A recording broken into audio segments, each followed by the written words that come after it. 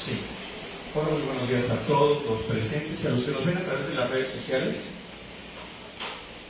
Muy buenos días, gracias por estar un día más aquí reunidos, aunque sea a la distancia, para alabar y bendecir el nombre de nuestro Señor Jesús. El día de hoy es un día tal vez para muchos diferente. Algunos empezaron sus vacaciones, otros consideran la fecha por la Semana Santa, pero sea cual sea el ánimo o la intención que tengamos este día, pongamos nuestro corazón para alabar y bendecir el nombre de nuestro Señor.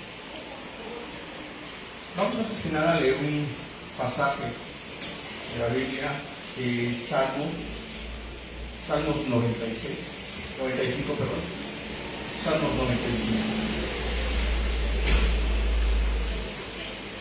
Y dice así la palabra del Señor. Venid, aclamemos alegremente a Jehová, cantemos con júbilo a la roca de nuestra salvación. Lleguemos ante su presencia con alabanza, aclamémosle con cánticos, porque Jehová es Dios grande, y Rey grande sobre todos los dioses. Porque en su mano están las profundidades de la tierra, y las alturas de los montes son suyas. Suyo también es el mar, pues Él lo hizo, y sus manos formaron la tierra seca. Venid, adoremos y postrémonos, arrodillémonos delante de Jehová, nuestro Hacedor. Porque Él es nuestro Dios, nosotros el pueblo de su prado y ovejas de su mano. Si oyereis hoy su voz, no endurezcáis vuestro corazón como en Meriba, como en el día de Masá. Como en el día de Masá en el desierto, donde me tentaron vuestros padres, me probaron y vieron mis obras. 40 años estuve disgustado con la nación y dije, pueblo es que divaga de corazón, y no han conocido mis caminos. Por tanto, juré en mi furor que no entraría en mi reposo. Hagamos una oración. Señor y Dios Padre eterno, bendito sea tu nombre, Señor Dios Todopoderoso. Alabado seas por siempre. En este día, Señor mi Dios, venimos a clamar y bendecir tu nombre. Venimos a hacer cánticos de gozo, Señor mi Dios. Venimos a poner nuestro corazón, Señor mi Dios, delante de ti. Te suplicamos, Padre Santo, que tu Santo Espíritu esté entre nosotros y también, Señor mi Dios, con aquellos que nos miran a través de las redes sociales. Te pedimos, Dios Todopoderoso, tu bendición. Inclina tu oído, Señor mi Dios. Te pedimos que te humilles a escuchar nuestros cantos. Oh Dios, bendito seas por siempre. Amén y amén.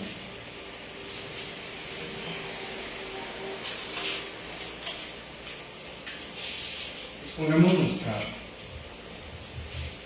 alma, nuestro corazón, para alabar el nombre de nuestro Dios este día. Hagamos no solo reflexión, sino también con intención tomemos estos cantos como si fuera una oración de parte nuestra, salida de nuestro corazón. Y si no sabemos las canciones o cualquier cosa, hagamos nuestra propia oración de alabanza.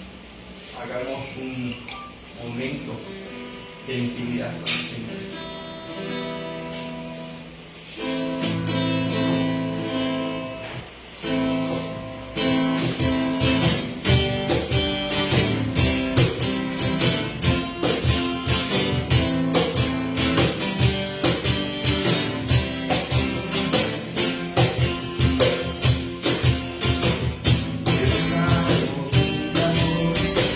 Sanidad,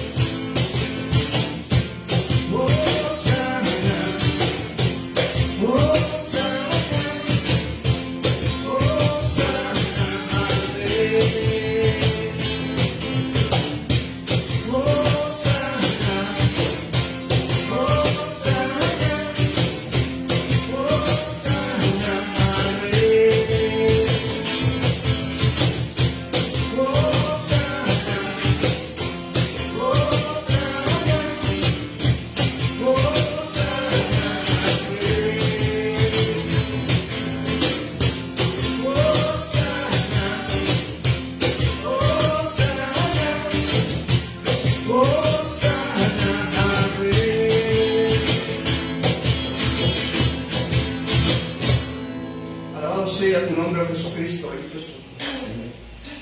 Clamamos a ti, Señor mi Dios, levantamos cántico de alabanza y adoración a ti, Señor mi Dios. Porque te amamos, porque te necesitamos en nuestra vida, porque te agradecemos por lo que tú haces, por tu presencia, Señor mi Dios. Clamamos y adoramos hoy, Señor.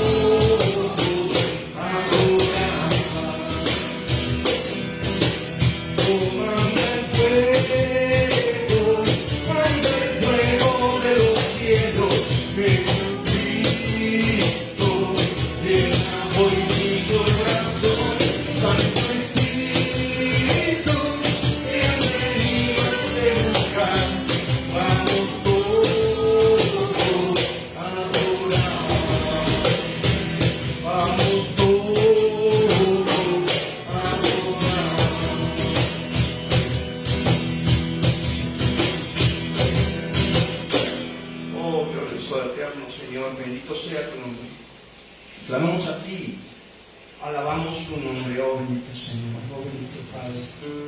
Nos saciamos con tu presencia, con tu Santo Espíritu en nuestro corazón, Señor Dios. Toca nuestro corazón, Señor Padre, Señor. Déjanos sentir tu presencia, déjanos sentir a tu Santo Espíritu entre nosotros, Señor Dios. Clamamos a ti, Señor. Oh bendito Padre, levantamos nuestras manos en adoración. Clamamos a ti, te cantamos, bendito eres, bendito eres, bendito eres, Señor.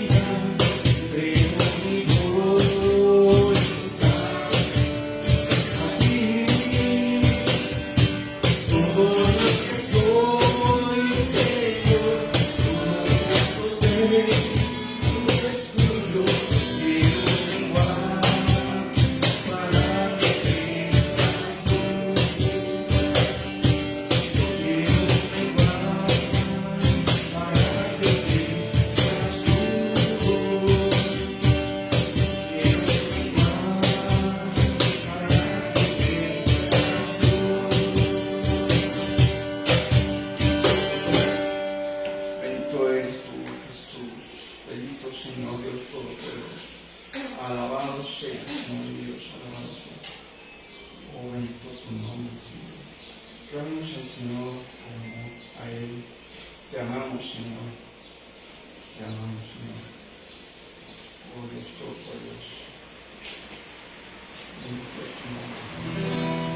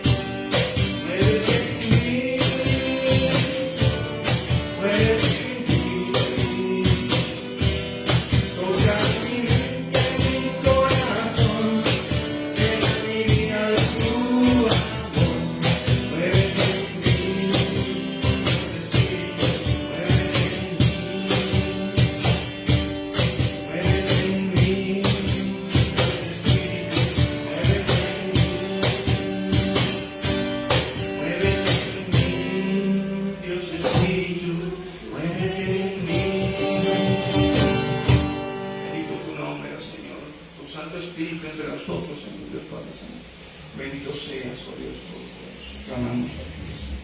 Clamamos a ti, oh Dios. Te damos gracias, Señor, mi Dios, por tu presencia entre nosotros. Te damos gracias, Señor Dios Todopoderoso, porque en la semana nunca nos dejaste, Señor.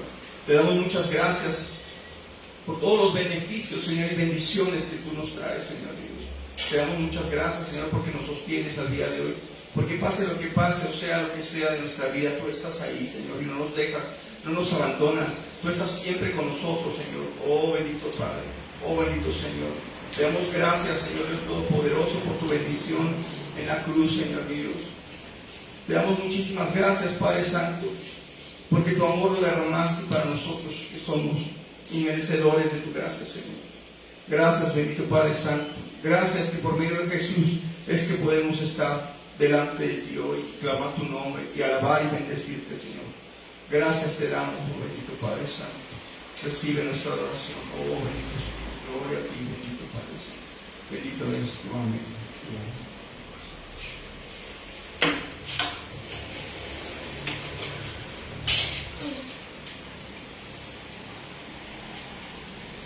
Buenos días, bendiciones a todos, bienvenida.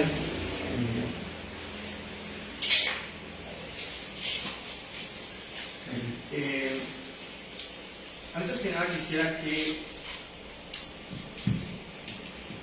pusiéramos nuestras necesidades delante del Señor, pero que al mismo tiempo también nos liberáramos de ellas, nos liberáramos de la carga y el peso que nuestras preocupaciones nos dejan todos los días, con la finalidad de estar en este momento en plena comunión con el Señor, en plena adoración en espíritu y alma y cuerpo. Entonces, si tenemos alguna petición, pongámosla en nuestra mente presente y pidamos al Señor que haga su voluntad en nuestra vida, que haga su voluntad en nosotros y que tome estas peticiones, estas necesidades, estas situaciones, estos problemas, y que Él, que es más grande que nuestros problemas, que ama a sus hijos, Él las puede atender, que nos permita tener un corazón gozoso por estar en su presencia, un corazón dispuesto a escucharlo, un corazón que lo alaba y lo busca. Vamos a orar. Dios Todopoderoso, en esta mañana, Señor mi Dios, nos ponemos delante de ti, Señor mi Dios. Tus ojos pueden mirar a través de nosotros. Tus ojos saben, Señor mi Dios, lo que somos, lo que hacemos, lo que pensamos, lo que hay en nuestro corazón, en nuestra mente. Nada te podemos ocultar. Señor, si hay algo que impida mi comunión contigo, yo te suplico en el nombre de Jesús, me perdones y lo retires. Límpiame con la sangre bendita de Jesús. Dios Padre Santo, hay necesidades, hay problemas, hay situaciones que cada uno de tus hijos en tu pueblo, Señor mi Dios, está pasando. Preocupaciones que a veces no nos dejan concentrarnos en ti, en tu palabra.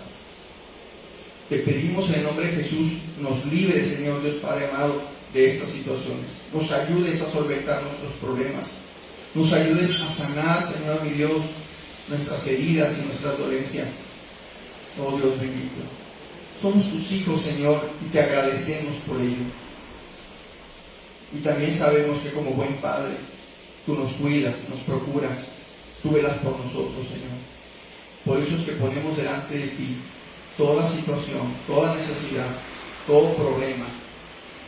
Lo ponemos en tus manos, Señor mi Dios, y lo soltamos sabiendo que tú nos escuchas, que tú puedes ayudarnos, Señor.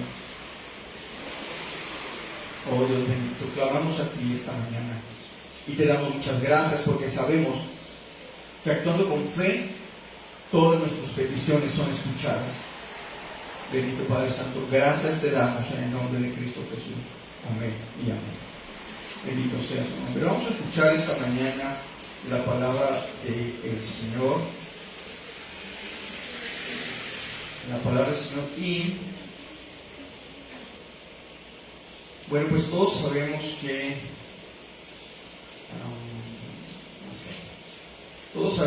en este día para muchas personas tiene una representación muy particular y de alguna forma u otra para nosotros también la tiene. Este día en el cual toda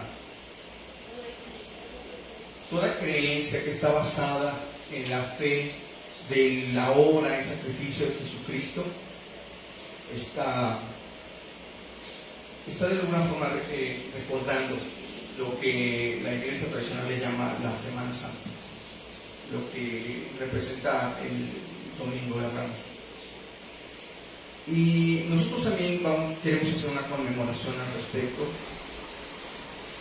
Queremos recordar este momento porque, pues si bien para muchos es simplemente un periodo ocasional, una oportunidad de descansar, de no ir al trabajo, de no estar en la escuela, de hacer cualquier otra cosa,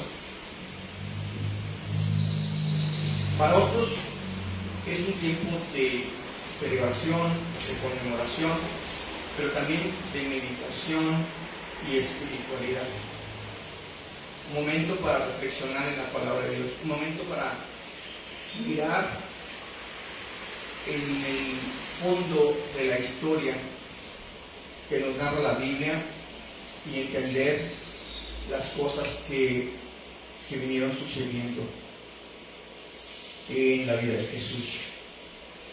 La Semana Santa da inicio con este día, el llamado Domingo de Ramos, y es porque conmemora un hecho fundamental en la última semana de Jesús antes de la crucifixión. Este hecho es narrado incluso por los 4 evangelios con detalles diferentes uno del otro, pero con la misma esencia. Con la misma esencia, algunos detallan unas partes que consideran más importantes, pero lo primero o lo que yo quisiera apuntar o señalar es que esto que sucedió con Jesús, esto que narran los evangelios, ya había sido profetizado poco más de 400 años antes de ese momento, de la llegada de Jesús. Ya había sido profetizado, y esto lo encontramos en el libro de Zacarías. Él ya había profetizado.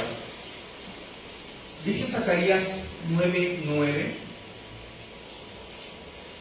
¿Lo tienes? Zacarías 9:9 dice: alégrate mucho, hija de Sión, da voces de júbilo, hija de Jerusalén. He aquí tu rey vendrá a ti, justo y salvador, humilde y cabalgando sobre un asno, sobre un pollino, hijo de asna. Zacarías habla de muchas cosas en su profecía. De hecho, muchas de las cosas que él habla tienen que ver con juicios y cosas muy similares. Pero mientras está narrando o escribiendo su profecía, hace como una especie de parada, como para darnos una noticia, como para decirnos justamente esta porción de la palabra. Él está hablando sobre juicios, sobre cosas que vendrán a Jerusalén, sobre cosas que no son buenas por su actuar, y de repente vemos que da esto que es una buena noticia. Una buena noticia donde le está diciendo que su rey vendrá a Jerusalén. Es como si les gritara, de repente estuviera hablando y se parara y dijera: ¡Ey! Alégrense porque el rey justo y humilde nos viene a salvar, cabalgando en un burrito. Soy un poco curioso, pero es cierto. Eso es lo que él trataba de decir, darnos una buena noticia. Los evangelios entonces empiezan a narrar esto con ciertos detalles, pero empiezan justamente con el punto del burrito. Sucede que esta situación, la conocida llegada de Jesús a Jerusalén, sucede en medio de una celebración enteramente judía que se conoce como el Pesaj, que es la Pascua. Vamos a aclarar un punto aquí al respecto de esta Pascua. No es exactamente la Pascua como nosotros la conocemos. El pueblo de Israel se reunía una vez por año y conmemoraban lo que era la salida de Egipto, liderados por Moisés, con el poder que Dios había investido en él. E incluso en estas fechas se acostumbra ver en la televisión la película esta de los 10 mandamientos, que es larguísima, y que vemos la escena donde ellos salen con perseguidos por caballos de los egipcios. Entonces, como que si tenemos, si bien no lo leímos en la Biblia, lo tenemos de parte del cine, en una escena donde sabemos que el pueblo hebreo había salido. Sería mejor que tuviéramos la referencia de parte de la palabra de Dios, ¿verdad? Pero esto es lo que sucede, ¿no? Y recordamos mucho cómo dentro de esa situación el pueblo hebreo incluso cruza el mar Rojo cuando un viento recio llega y golpea el mar, y se abre en dos y se hacen como si fueran dos muros enormes de agua. Imaginemos ese momento donde la gente va cruzando y pues prácticamente podría ser así, tocar el agua. Ha habido muchas cosas al respecto de que si fue o no fue en un lugar estrecho o en un lugar ancho o en un lugar profundo. La realidad es que eso es lo de menos. La realidad es que Dios abrió el mar y su pueblo cruzó. Esa es la realidad. No importa si la ciencia trata en algún momento de decirnos lo que pasa es que por ahí había, creo que en National Geographic se decía, es un volcán en erupción, y entonces con todo ese tsunami se recogieron las aguas y fue cuando el pueblo pasó. Y como queriendo decir, es que no fue Dios, fue el tsunami. Pero pues todas las cosas en este mundo están sujetas a Dios. Su palabra, Él puede decir, hágase, y eso sucederá. Él pudo haber dicho cómo y cuándo debían ser las cosas, porque toda la naturaleza se sujeta a Dios. Y si tenía que ser a través de un volcán y esto y lo otro, es voluntad y soberanía de Dios como lo haya hecho. Pero no es el punto, en realidad el punto es que es la celebración de los judíos por el hecho de ser liberados del pueblo egipcio. Los convierte o los llama a ser un pueblo independiente de Egipto, pero al mismo tiempo los está llamando a ser un pueblo dependiente solo de Jehová. Ser un pueblo completamente dependiente de Dios. Porque de hecho, justamente recordamos esa situación, y cuando mencionamos lo de la película que se llama Los 10 Mandamientos, es por eso, porque Dios llama a su pueblo a sujetarse a su ley. Y entonces sucede que Dios le entrega a Moisés unas tablillas por los mandamientos, que son las primeras, vamos a decirlo, las primeras 10 cosas que Dios exige o pide o solicita a su pueblo que hagan como una cuestión de obediencia. Aunque hay muchas otras leyes que Dios le dicta y le dice a Moisés, las podemos ver en el libro de Levítico, las podemos ver en el libro de Deuteronomio, pero en este momento es Dios estableciendo un vínculo y un pacto con ellos, y les dice que será su pueblo. Entonces les pide que sean dependientes de Él. Y ellos cada año celebraban esa liberación, cada año celebraban esta situación.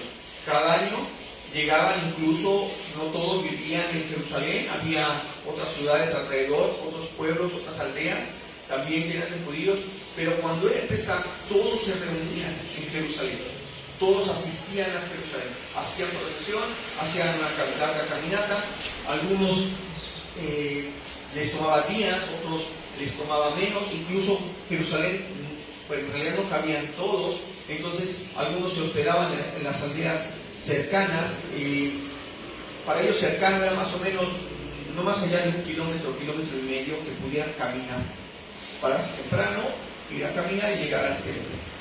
Entonces tampoco era una larga distancia, pero eso es lo que hacían. Unos incluso llegaban con sus familias y otros llegaban a hospedarse. Había gente que rentaba habitaciones o lugares para poder hacer la celebración. El punto es de que el pueblo se volvía incluso amable y hospedador para recibir a las personas. Y esto era lo que ellos normalmente hacían en su celebración de Pascua, reunirse. Esta es la Pascua judía, la Pascua donde ellos llevan ofrendas al templo, ¿sí?, en agradecimiento a este hecho, y celebran en una cena, ya sea en familia o reunidos en sus círculos cercanos, sus círculos sociales cercanos, amigos, compañeros, se reunían para hacer esa celebración. El Pesaj, en algún momento vamos a platicar más al detalle de qué es el Pesaj en sí, cómo sucede y su significado, pero hoy en día nada más mencionaremos que ellos se reunían para esto. Para eso era la Pascua, era una celebración, y no es como nosotros la conmemoramos, ¿sí? No es como nosotros lo hacemos, es muy diferente. Ellos mientras celebran una libertad, ¿sí?, nosotros estamos celebrando, ¿sí?, el sacrificio de Jesucristo. Son completamente dos cosas diferentes. No es la Pascua que nosotros conmemoramos, pero sucede en el mismo tiempo. Y esta Pascua, vamos a decirlo así, la Pascua que nosotros conmemoramos comienza justamente con Jesucristo, como lo narra Zacarías, ¿sí?, con Jesucristo montando un asno. Y podríamos decir, bueno, este hecho de simplemente montar un asno y entrar a Jerusalén, ¿qué tenía de especial? O sea, ¿por qué se convirtió en una situación particular o especial? Y es que de por sí, pues la gente acostumbraba a viajar en animales, normalmente en asnos, burros, para desplazarse de un lugar a otro cuando eran muchos kilómetros. Entonces, en realidad era normal ver a una persona llegar a la ciudad montado en un asno. No tendría en realidad nada de especial. Pero el hecho de que Jesús lo hiciera de la forma en que lo hizo es lo que hace una diferencia. Es un hito en la historia de Jesús. Porque, pues si bien nosotros podemos recordar cuando Él estaba por nacer, pues sus padres en este mundo, José y María, pues viajaron, ella María sentada en un burrito, y fueron a Belén. Pues eso es una especie de muestra o ejemplo de que pues era normal viajar de esa forma. Se usaban los burros ya sea para cargar cosas o para transportar personas. Pero Zacarías está hablando, ¿sí?, de la llegada de un rey. De la llegada de un rey, de un momento especial para el pueblo judío, porque le dice, gózate, le está diciendo, alégrate, ¿sí?, le dice, alégrate mucho, hija de Sión, da voces de júbilo, hija de Jerusalén. Está diciendo que es un momento muy emotivo, muy importante. Él está advirtiendo en ese momento lo que se le llega a llamar la entrada triunfal de Jesús a Jerusalén, la entrada como Rey y Salvador. Pero ¿cómo es que la gente sabía que Jesús estaba entrando con esa intención? ¿Cómo es que sabían que venía Jesús montando un burrito y Jesús estaba en ese momento diciendo, soy el Rey de Jerusalén? Los evangelios son los que nos cuentan este hecho. Nos cuentan cómo es que Él entra y qué es lo que hace. Los evangelios nos dicen que cuando Él entra, la gente lo adora y dan gritos de júbilo, y hay mucha exaltación entre los presentes. Hay muchas personas en ese momento clamando el nombre de Jesús. Marcos 11, del 1 al 11. Marcos 11, del 1 al 11 dice así la palabra del Señor. Cuando se acercaban a Jerusalén, junto a Betfagé y a Betania, frente al monte de los olivos, Jesús envió 2 de sus discípulos y les dijo, id a la aldea que está enfrente de vosotros, y luego que entréis en ella, hallaréis un pollino atado, en el cual ningún hombre ha montado. Desatadlo y traedlo. Y si alguien os dijere, ¿por qué hacéis esto?, decid que el Señor lo necesita, y que luego lo devolverá. Fueron y hallaron el pollino atado afuera de la puerta, en el recodo del camino, y lo desataron. Y unos de los que estaban ahí les dijeron, ¿qué hacéis desatando al pollino? Ellos entonces le dijeron, como Jesús había mandado, y los dejaron. Y trajeron el pollino a Jesús y echaron sobre él sus mantos y se sentó sobre él. También muchos tendían sus mantos por el camino y otros cortaban ramas de los árboles y las tendían por el camino. Y los que iban delante y los que venían detrás daban voces diciendo, Hosana, bendito el que viene en el nombre del Señor. Bendito el reino de nuestro padre David que viene. Hosana en las alturas. Y entró Jesús en Jerusalén y en el templo, y habiendo mirado alrededor todas las cosas, como ya anochecía, se fue a Betania con los 12. Este mismo pasaje podemos verlo en los 4 evangelios, pero hoy quiero que lo veamos realmente no a través de los ojos de los discípulos, bueno, a través de los ojos de los apóstoles que lo escribieron, sino a través de la perspectiva de los que participaron. Estamos hablando de la perspectiva de la multitud que estaba ahí, de la perspectiva de los discípulos y de la perspectiva de Jesús.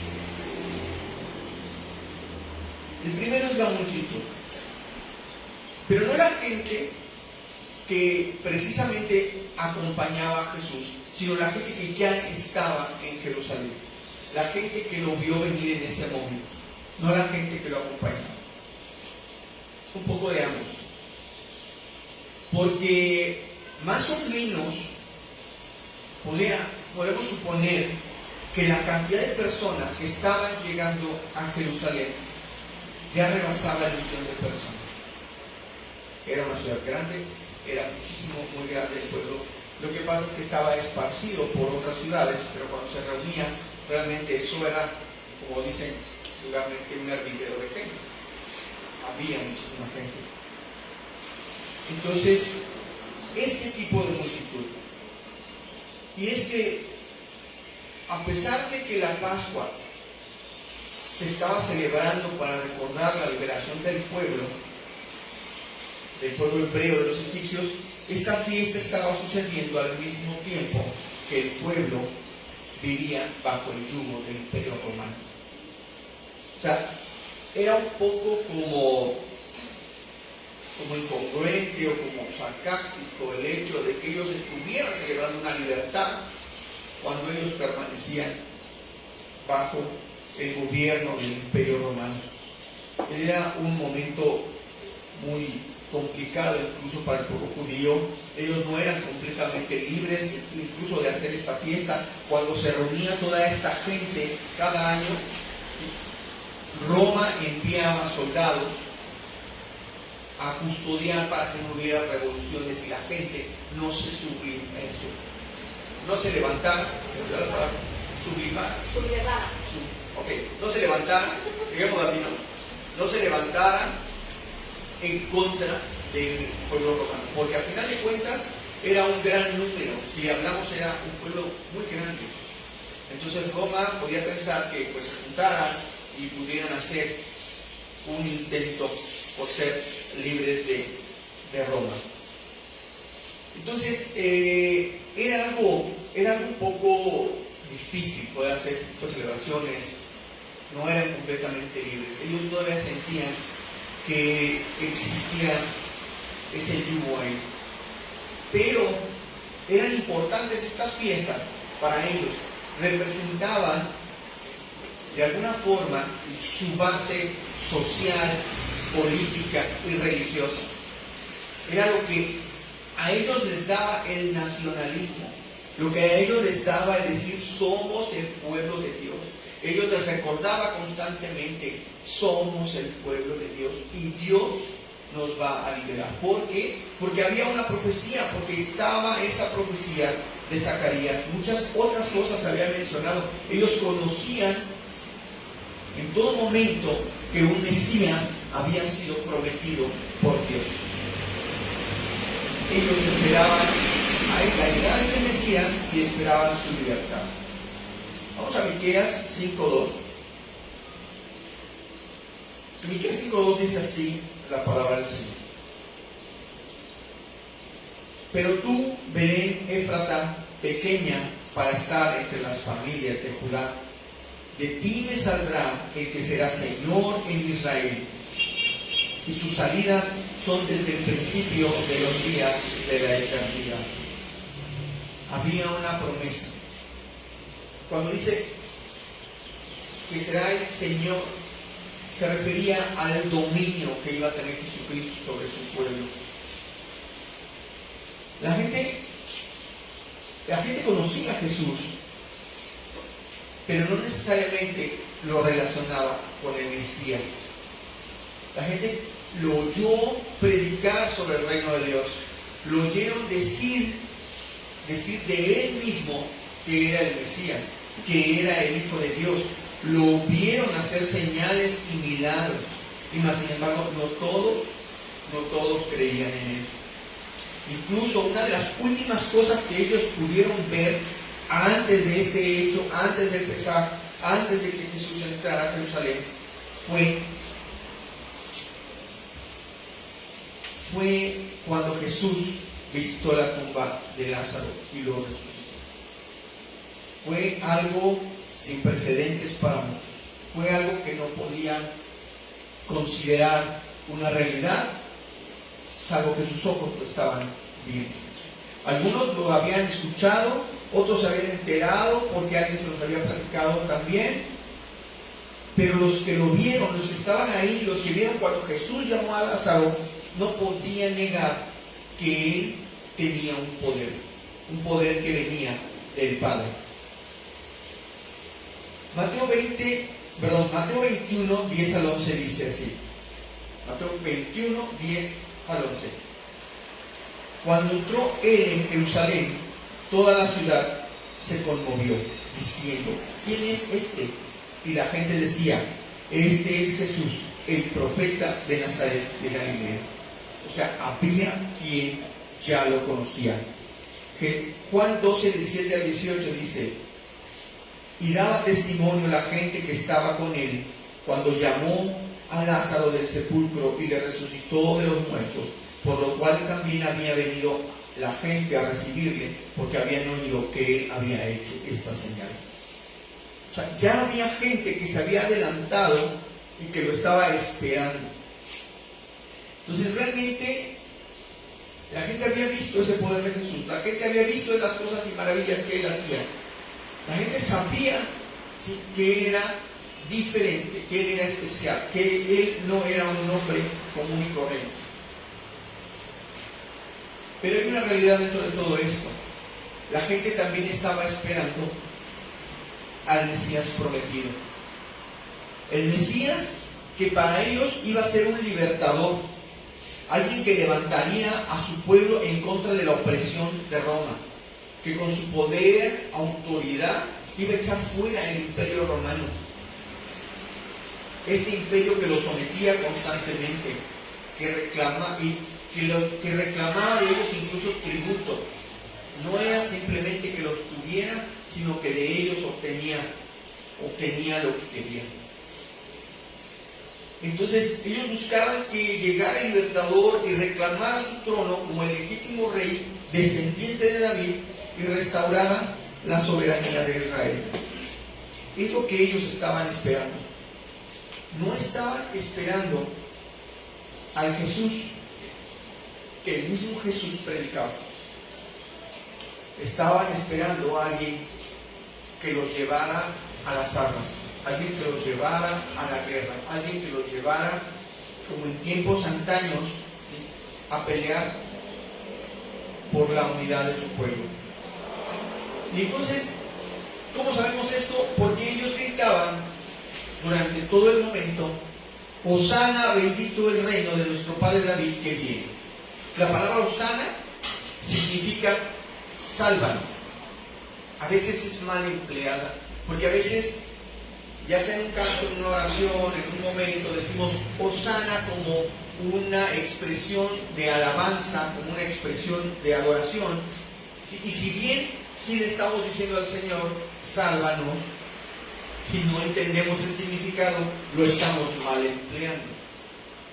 Entonces ellos le estaban diciendo, sálvanos, sálvanos. Ellos estaban señalando a Jesús en ese momento como el que los tenía que liberar de su nueva esclavitud del Imperio Romano. Ellos de Egipto, de la salida de Egipto a Roma, pasaron por muchos yugos de muchos otros pueblos. Y Dios levantaba hombres que los lideraban y en batalla conseguían nuevamente su libertad. Pero ellos ya llevaban muchos años bajo el yugo romano, el Imperio Romano era muy fuerte, ellos no habían conseguido su libertad. A eso sumémosle que Dios había hecho una pausa de silencio con el pueblo, porque el pueblo constantemente caía en pecado. Entonces Dios hizo una pausa justamente como de 400 años también. Por eso la profecía, por eso todo esto. Había hecho una pausa con el pueblo, de no comunicarse con ellos. No había profetas que hablaran como se hacía antes de la palabra de Dios. Había una constante comunicación. Dios le hablaba al profeta, el profeta le hablaba al pueblo. Pero eso cambió durante mucho tiempo. Y entonces ellos estaban pidiendo liberación. Ellos estaban pidiendo que Jesús fuera ese cacique, ese líder, ese general de ejército que levantara a su pueblo, ese revolucionario. Pero la realidad es que Jesús nunca cumplió sus expectativas. Jesús no estaba para cumplir esas expectativas de la gente, porque ellos estaban mirando la promesa desde otro punto de vista. Ellos estaban mirando que el Mesías tenía que ser alguien que estableciera un reino físico, un reino legal, vamos a decirlo así, en la tierra, cuando Jesús lo que estaba ofreciendo era un reino espiritual. Jesús no estaba ofreciendo una guerra, Jesús estaba ofreciendo paz. Jesús no estaba liberándolos de su opresión romana, sino de la opresión del pecado. Eso es lo que Jesús venía a ofrecerles, y eso no cumplió con sus expectativas. Eso no era lo que ellos querían. Él nunca los llamó a la guerra. Entonces, en ese momento ellos, si recordamos, ellos decían: bendito el que viene en el nombre del Señor. Y esa misma gente que lo bendecía en su llegada era la misma gente que una semana después se le escucha decir: crucifíquenlo, crucifíquenlo. ¿Por qué? Porque no era lo que ellos querían, no era lo que ellos esperaban. Es la misma gente que lo bendijo, lo maldecía con la cruz. Nosotros, ¿qué rey estamos esperando? ¿Cuáles son las expectativas que nosotros tenemos de Jesús? ¿Queremos un rey que supla nuestras necesidades materiales? ¿Que nos saque de nuestros apuros? ¿Que nos prometa una vida de prosperidad? O sea, Dios es el dueño del oro y la plata. Dios es el creador de todo lo que existe en el universo. Él puede darnos todo si Él quiere. Él puede hacer que toda la necesidad material que tenemos sea suplida. E incluso más allá de lo que nosotros podamos pensar, Él nos puede dar. Pero la realidad es que para Él es más importante nuestra salvación, la salvación de nuestra alma. Incluso es más importante que nuestra propia salud. Nosotros sé que oramos y clamamos pidiéndole a Dios por sanidad, y sabemos que su sacrificio en la cruz también nos trajo no solo la salvación, sino también sanidad. Pero si ustedes no creen que realmente Jesús está más interesado en la salvación de nuestra alma que en nuestro beneficio en este mundo, que en nuestra propia salud, basta con ver Lucas 5, 18 al 25. No necesitas ponerlo, se los voy a dejar de tarea. Lucas 5, 18 al 25. Léanlo, revísenlo y verán que para Jesús es más importante la salvación de nuestra alma, incluso que nuestra salud. No que no nos pueda sanar, no que no le interese sanarnos, no que no le interese tenernos bien, sino que la importancia está en la salvación de nuestra alma. Esto es visto, esto que vimos fue desde la perspectiva de la multitud, de la muchedumbre de gente, de la celebración, lo que ellos esperaban, lo que ellos vieron en ese momento. La otra perspectiva son los discípulos. Y todos identificamos, cuando hablamos de los discípulos de Jesús, hablamos de 12 personas, los llamados los 12 apóstoles. Pero la realidad es que Jesús tenía muchos más discípulos. Nosotros podemos ver, por ejemplo, en Lucas 10, ese también, anoten, no vamos a leer, anoten, Lucas 10, ahí podemos ver sobre la misión que Dios le dio a los 70 discípulos que mandó de 12 en 12. Entonces, a lo mejor eran 70 más 12, o los 12 estaban implícitos en los 70, o solo mandó a los 70 y se quedó con otros. No hay un censo, no hay un censo preciso de cuántos discípulos tenía Jesús, pero eran muchos, era mucha la gente que lo seguía. Y rumbo a Jerusalén, Él elige a 2 de ellos y les dice que a esa aldea que está ahí enfrente, imaginemos la escena, ellos están de hecho en ese momento en el Monte de los Olivos, entonces podían ver muy bien hacia abajo y señalar, decir, a esa aldea que está ahí enfrente, van y van a encontrar un pollino. Les dice, incluso les dice que está la asna y el pollino atados juntos. En otro de los pasajes, en otro de los evangelios dice que Él pidió que le trajeran a los 2. La mayoría dice que solamente el pollino. Pero Él les dice que se encuentra en un lugar de fácil ubicación. ¿Por qué? Porque les dice que, o el señalamiento es que se encuentran en una... Déjenme mirar el versículo.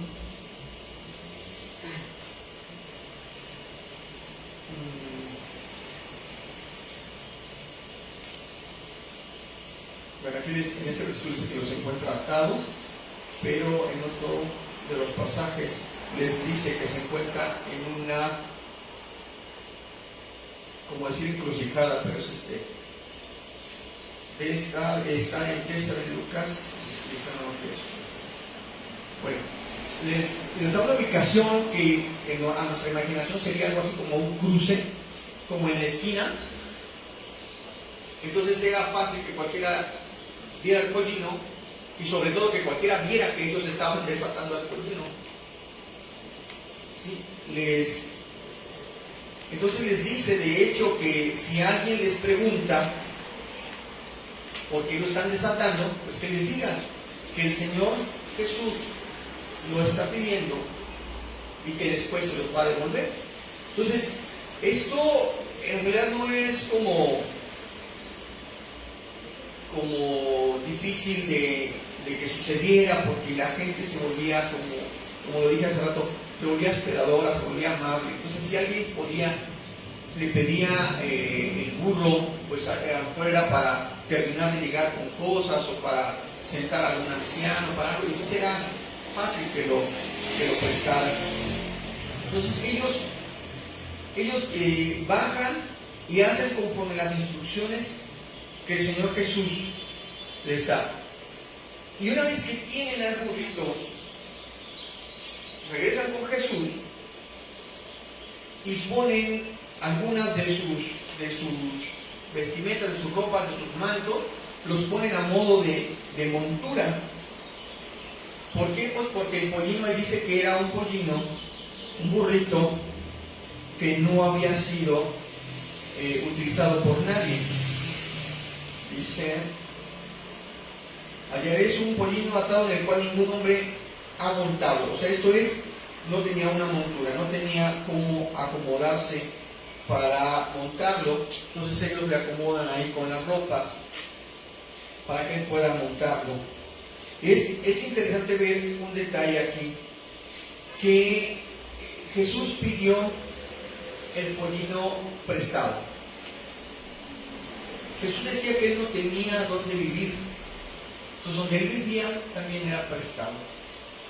Cuando él nació en un pesebre prestado. Y cuando vemos más allá de esta historia, vemos que él fue enterrado en un sepulcro prestado. Aquí dice que es el rey que llega con humildad, y esa era una muestra de humildad. A pesar de que Jesús es el dueño de todo, él simplemente hubiera dicho con su palabra al pollino ven, y él hubiera ido así. Pero él mandó pedir prestado al pollino, mandó pedir prestado al burrito, como una muestra del rey humilde que Zacarías nos narra, como el rey humilde que a pesar que es dueño de todo, no exigía nada. Entonces hacen la montura para que Jesús se pueda sentar, e incluso algunos más se retiran también sus mantos y los empiezan a poner delante de burro en una forma como de alfombra por el camino por donde iba pasando. El burrito iba cruzando por encima de las ropas. Estos mantos en realidad eran parte de su vestimenta, o sea, ellos literalmente vestían como si fuera un calzón, y luego sus mantas encima. Entonces quitaban las mantas, y de hecho a veces traían una manta de más para cubrirse del frío. Entonces posiblemente eran dos mantas que tenían, soltaban una y la ponían. Y ellos hacían este camino, iban poniendo la alfombra de donde el grupo iba pasando. Este era un gesto de respeto. ¿Por qué? Porque el hecho de que ellos se retiraran las ropas, para el judío, el vestir, era un símbolo de la dignidad personal, era cubrir, como ellos decían, sus vergüenzas, ¿sí?, su humanidad. Ellos la cubrían, y entonces descubrirse delante de Jesús, ¿sí?, ellos estaban entregando parte de su dignidad, e incluso la ropa también representa un símbolo de posición social, porque entre mejor era la tela, hablaba de la posición social en la que se encontraba esta persona. Entonces, despojarse de este tipo de cosas y ponerlas en el camino era un gesto de respeto y homenaje a Jesús. Dice Lucas 19, 35 al 36. Y lo trajeron a Jesús, y habiendo echado sus mantos sobre el pollino, subieron a Jesús encima, y a su paso tendían sus mantos por el camino. Un camino alfombrado era también algo común. Era algo que se hacía tanto con los reyes como con cualquier persona importante de la sociedad. Era como hacer un tapete, como los tapetes de flores, ya sea que hicieran esa alfombra de flores, de ramas, de telas, ¿sí? Era algo que de alguna u otra forma era común, pero era común de hacerlo para alguien que representaba algo. Entonces el hecho de que los discípulos empezaron a tender sus mantos por el camino, ellos ya estaban aceptando que era el rey montando el pollino que estaba entrando a Jerusalén.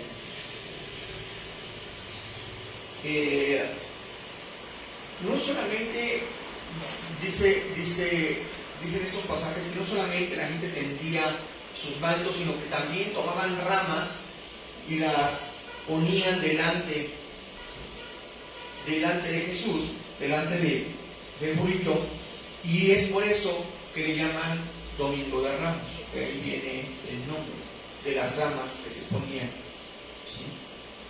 esa parte de las ramas, incluso el hecho de que veamos que son como ramas de palmera las que encontramos, el apóstol Pablo dice que justamente eran ramas de palmera las que la gente tomaba y ponía enfrente, ¿sí?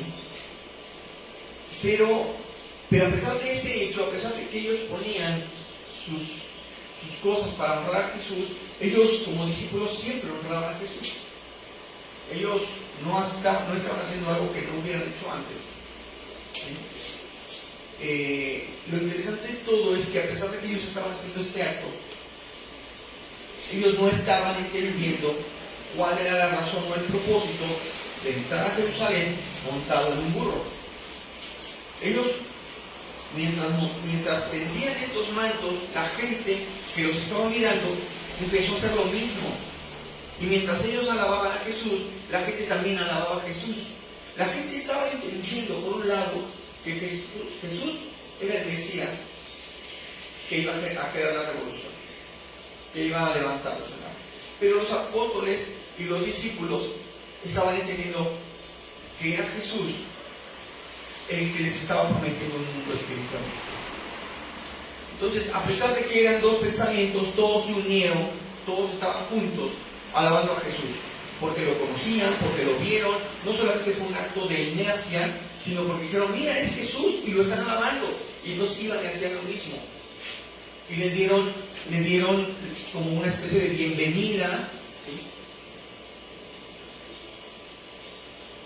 Y mientras ellos estaban haciendo esto, y que los discípulos no estaban entendiendo realmente cuál era el propósito, fue que de repente entienden que eso ya había sido profetizado. Es cuando ellos se dan cuenta, ¿sí?, que eso ya lo había dicho Zacarías y que ese momento era el cumplimiento de la profecía. Fue hasta ese momento cuando ellos empezaron a ver que Jesús era alabado por las personas. Dice Juan 12:16. Juan 12:16 dice: estas cosas no las entendieron sus discípulos al principio, pero cuando Jesús fue glorificado, entonces se acordaron de que estas cosas estaban escritas acerca de él y de que se las habían hecho. O sea, de que ellos estaban haciendo como decía Zacarías. Ellos estaban siendo partícipes del cumplimiento, ellos estaban contemplando al genuino Mesías, Hijo de Dios, al verdadero Rey de Israel, pero ellos no lo estaban entendiendo. Ellos sí sabían que Jesús hacía milagros, sí sabían que Jesús predicaba la palabra de Dios, sí sabían que Jesús decía que era el Hijo de Dios, pero más sin embargo ellos no estaban entendiendo todo el propósito. Fue hasta ese momento que ellos se dieron cuenta, de quién tenían enfrente. Ellos lo escucharon predicar, lo vieron hacer milagros, pero fue hasta ese momento, hasta que Jesús fue glorificado, que entendieron lo que estaba pasando. Nosotros hemos visto a Jesús en nuestra vida, hemos escuchado su palabra, hemos recibido sus favores y milagros. ¿Es Jesús nuestro Rey Salvador? Tal vez a todo esto digamos que sí, porque somos cristianos, porque sí conocemos a Jesús, porque llevamos mucho tiempo en la iglesia, porque hemos escuchado muchas predicaciones, pero en realidad ¿estamos seguros de que estamos mirando al Rey de Reyes? No de que Jesús sea o no sea, sino de cómo estamos mirándolo nosotros. ¿Estamos mirándolo como lo que Él es? Como nuestro Salvador.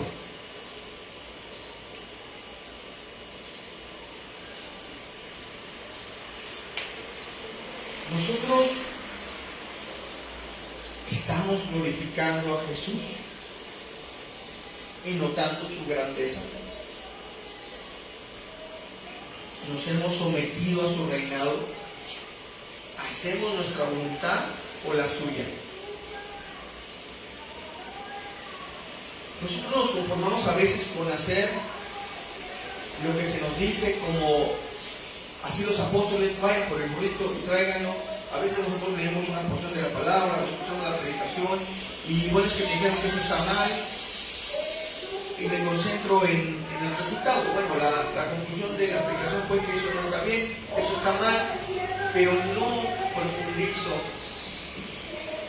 en entender el propósito de Dios en mi vida.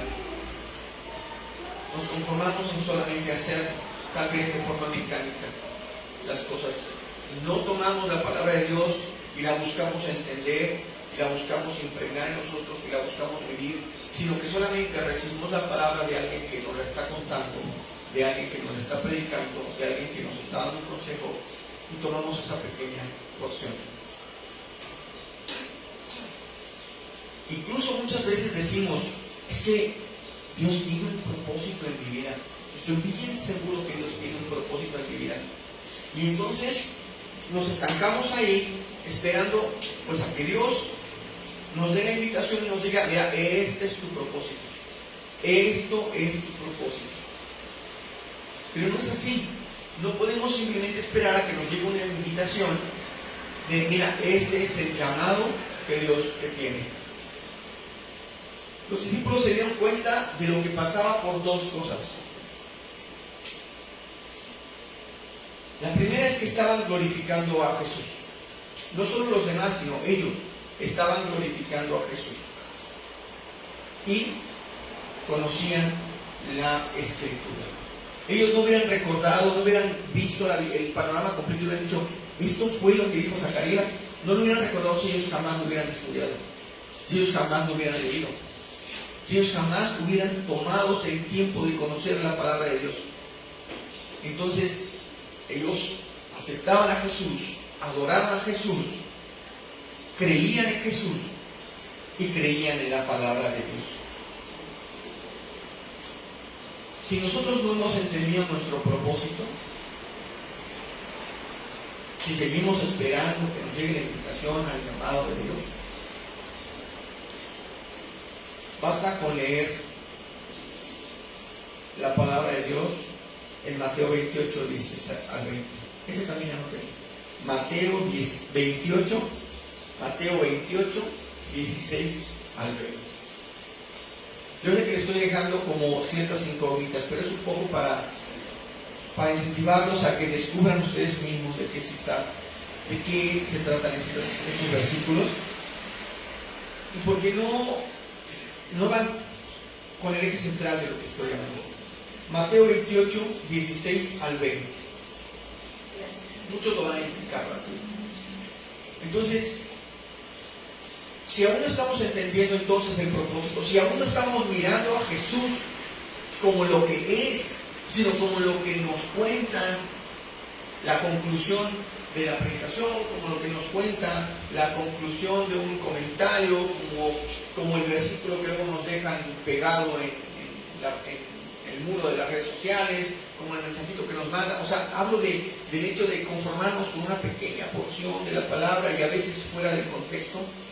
Si nos conformamos con eso, no estamos viendo a Jesús en su gloria. No nos podemos conformar con eso. Debemos hacer como los discípulos, ¿qué? Glorifiquemos el nombre de Dios siempre, con nuestras acciones, con lo que hacemos, con lo que decimos, y conozcamos su palabra. Y es donde nos vamos a dar cuenta, ¿sí? Dios nos va a revelar en ese momento cuál es el propósito de nuestra vida. La tercera perspectiva y la última, la de Jesús. En el tiempo de la Pascua la gente era, como lo dije hace rato, muy hospitalaria. Ellos recibían a cualquier extranjero porque sabían pues que era judío y que venía también al templo, venía a presentar su ofrenda. Entonces, el hecho de que llegaran y pidieran un animal prestado, pues, como lo dije, pues no era raro. Lo raro era que lo que Jesús necesitaba era el pollino. El pollino en realidad no solamente era un burrito, era un animal que jamás había sido domado. O sea, era la cría de la asna, y la cría de la asna andaba o de la burra, andaba con ella, porque todavía era pequeño, porque todavía necesitaba de la leche. Entonces a donde llevaban la burra y tenía que ir. Era, aunque tampoco era un bebé, era muy joven todavía. Entonces el hecho de poderlo llevar con la asna, también él iba aprendiendo que había un propósito y pues se iba acostumbrando a la gente, a las cosas. Pero Jesús es muy específico cuando dice que era un pollino que no había sido usado por nadie, que no había sido utilizado. Entonces, al ser ese pollino, un animal sin domesticar, lo extraño es que los discípulos pues fueran justamente por eso, porque pues igual si alguien trataba de subirse, pues el burro iba a reaccionar y a dar de cosas, a dar de patadas. No era como que muy normal, más como... de hecho la gente cuando está mirando a los discípulos no es porque les dijera, oiga, ¿qué se están robando al burro o qué? Sino era de, ¿por qué no te llevas al domesticado? ¿Por qué te estás llevando o sea, que te va a costar trabajo, que te vas a poder montar? No le vas a poder echar algo encima porque te lo va a tirar. Era por ahí más o menos la situación. Por eso es que era extraño, por eso es que Jesús dice, pues es que si te preguntan, tú lo dices, te lo pides en mi nombre, que lo necesito y te lo voy a devolver. Marcos 11, del 2 al 3, dice así. Y les dijo, id a la aldea que está enfrente de vosotros, y luego que entréis en ella, hallaréis un pollino atado, en el cual ningún hombre ha montado. Desatadlo y traedlo. Y si alguien os dijere, ¿por qué hacéis eso? Decid que el Señor lo necesita y que luego lo devolverá. Esto, aunque parece sencillo y para algunos pareciera curioso, la tendencia de creer, o la tendencia ha sido creer que Jesús llamaba a un burrito sin domesticar para que vieran que también él tenía dominio sobre las bestias, porque él se subió y no pasó nada, pero no era ese en realidad el propósito, aunque sí el burrito no se narra que se haya puesto rebelde, sino que realmente Jesús lo montó. El propósito era otro. Esto tenía un significado enteramente espiritual. Era completamente espiritual, que fuera un animal que jamás que jamás lo hubieran montado, que nunca lo hubieran utilizado para carga, para nada. ¿Sí? ¿Por qué? Porque en ese momento él era un animal limpio y puro. Entonces Jesús lo toma, Jesús lo pide y lo destina a un propósito mayor que el que lo hubieran destinado sus dueños. ¿Cuál? Era un propósito sagrado, porque era llevarlo por la entrada triunfal a Jerusalén. Que esto representaba el inicio hacia el camino de la cruz. Entonces, no solamente era llevar a Jesús a cuestas, sino que esto estaba dando inicio a lo que nosotros conocemos como esta Semana Santa, lo que nosotros conocemos como la Pascua que se celebra ahora, lo que nosotros conocemos como la Pasión de Cristo. Es el momento en que todo esto empieza y se desata. Elegir al burro nunca fue una casualidad para Jesús. Nunca hay casualidades con Jesús. Cuando el rey iba a la guerra o en una visita diplomática, normalmente llegaba en un caballo. ¿Por qué? Porque esto representaba su autoridad y poderío. Pero si un rey solamente, o una persona, como habíamos dicho, importante, solamente necesitaba viajar, montaba un burro para dar un mensaje. ¿Cuál? El de que su viaje era pacífico y que se le permitiera el libre tránsito. Pues cuando quería imponer autoridad era el caballo. Cuando decía todo está tranquilo, usaba el burro. Jesús entra montado en un burro, mostrando que él de lo que está hablando es de un reino de paz, que él es el príncipe de paz. Está diciendo que no viene a hacer contienda. Y después de esos 3 años de ministerio que más o menos Jesús llevó, Él predicó siempre sobre el reino de Dios y afirmaba que Él era el Mesías, el Hijo de Dios, y siempre estuvo bajo la mirada de las autoridades espirituales o religiosas de Jerusalén. Él siempre estuvo bajo la mirada de estos grupos que de una u otra forma gobernaban o hacían que las leyes se ejecutaran. Ellos nunca vieron con buenos ojos a Jesús. Ellos jamás miraron a Jesús como el que, como ese Mesías prometido. Ellos jamás lo vieron como alguien que iba a darle libertad a su pueblo, sino como alguien que ponía en riesgo su situación económica y política. Ellos siempre lo miraron como un enemigo.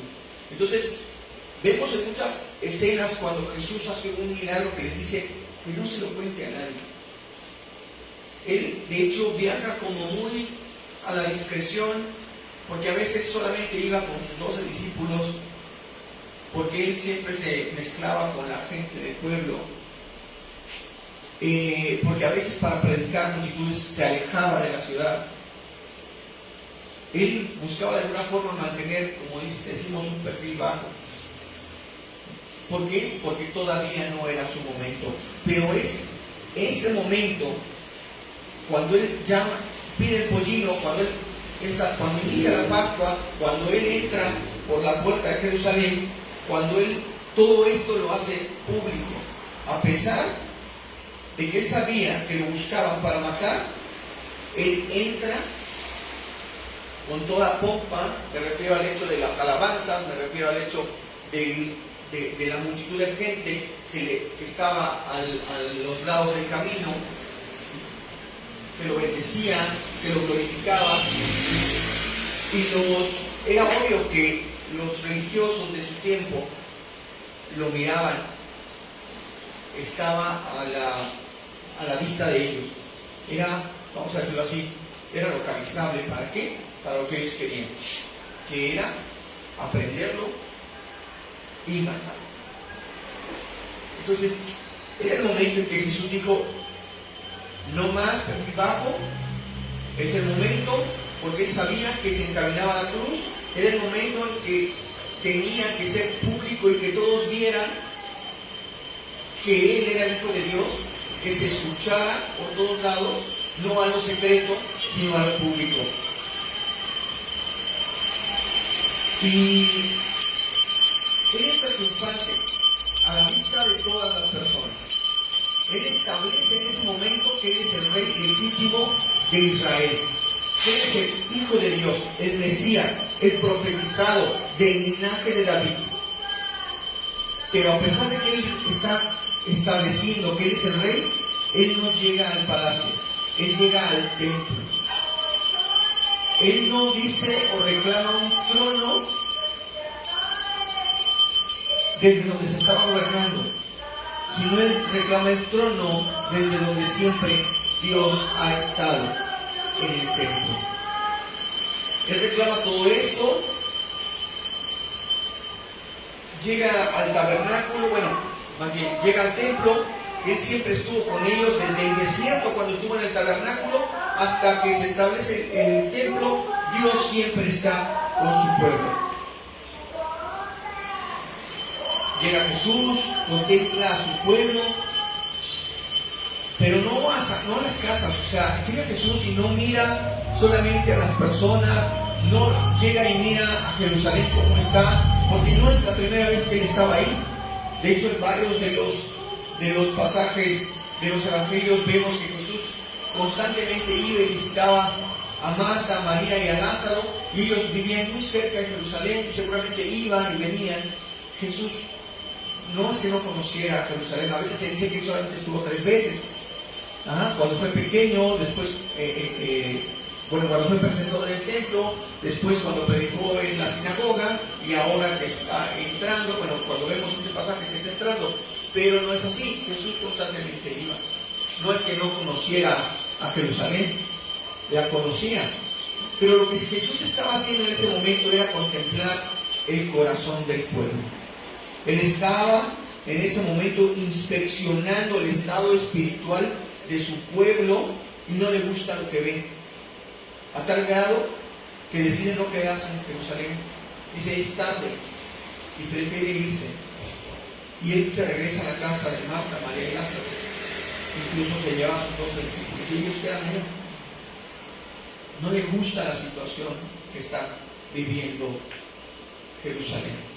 Lucas 19, 41 y 44 dice así. Y cuando llegó cerca de la ciudad, al verla, lloró sobre ella, diciendo, oh, si también tú conocieses, a lo menos en este día, lo que es para tu paz. Mas ahora está encubierto de tus ojos. Porque vendrán días sobre ti cuando tus enemigos te rodearán con vallado y te sitiarán, y por todas partes te estrecharán, y te derribarán a tierra y a tus hijos dentro de ti, y no dejarán en ti piedra sobre piedra, por cuanto no conociste el tiempo de tu visitación. Esto lo voy a repetir en la versión de la traducción del lenguaje actual, como para darnos un poco más de luz de qué es lo que Jesús está hablando. Y en esta traducción dice así: habitantes de Jerusalén, ¿cómo me gustaría que hoy ustedes pudieran entender lo que significa vivir en paz? Pero no, ustedes son incapaces de comprenderlo. Llegará el momento en que sus enemigos vendrán y harán rampas alrededor de la ciudad para atacarla por todos lados. La destruirán por completo y no dejarán en pie una sola pared. Todos ustedes morirán y sufrirán todo esto porque no quisieron reconocer que Dios me envió para salvarlos. El pueblo que en ese momento lo recibió con alabanzas es el mismo pueblo que lo juzgará una semana después y lo enviará a la cruz. El Señor nos mira por dentro y por fuera. El Señor conoce nuestros pensamientos, conoce incluso nuestras palabras antes de decirlas, aún antes de pronunciarlas. Él sabe lo que hay en nuestro corazón.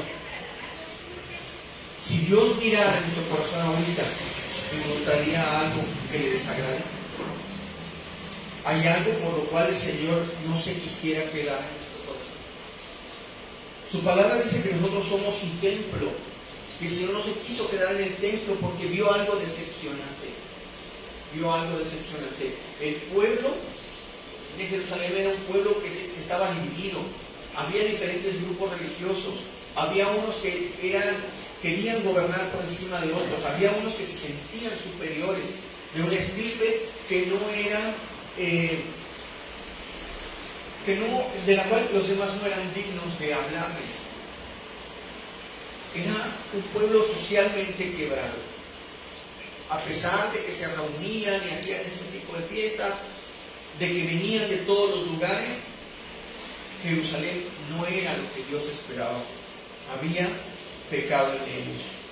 Estaban fragmentados, no vivían en paz. Y Él vino a ellos para salvarlos, pero no como ellos querían, sino Él vino para salvar su alma. Él vino para que fueran un pueblo, el pueblo de Dios. Pero ellos nunca lo reconocieron de esa forma. De hecho, al día de hoy, nosotros podemos saber que el pueblo judío sigue esperando la venida del Mesías. No es nuevo. Ellos siguen esperando la venida del Mesías. Y nosotros, que ya lo conocemos, nosotros que hemos recibido su palabra, nosotros que hemos aceptado el compromiso de seguirlo, ¿acaso hay algo de lo cual el Señor pueda señalar y decir, eso no me agrada, eso que tienes no me agrada? Examinémonos, veamos qué hay en nosotros. Esas tres perspectivas de este pasaje, de la entrada triunfal de Jesús, nos hacen cuestionarnos cosas. Nos hacen cuestionarnos de cómo vemos a Jesús. Si le estamos dando su lugar. Si nosotros estamos manteniendo el templo limpio para que Él habite en nosotros. Si estamos esperando a un Jesús como un genio de la lámpara que nos dé todo lo material, o nosotros como hijos de Dios en obediencia sometidos a Él. Esto es lo que nos enseña este día su palabra. Esto es lo que nos trae a reflexión, lo que sería para nosotros el domingo de amor. Hagamos una oración. Si hay de nuestro corazón ese deseo, porque Dios haga cambios. Bendito Señor y Padre Santo, hemos escuchado, Señor, tu palabra este día.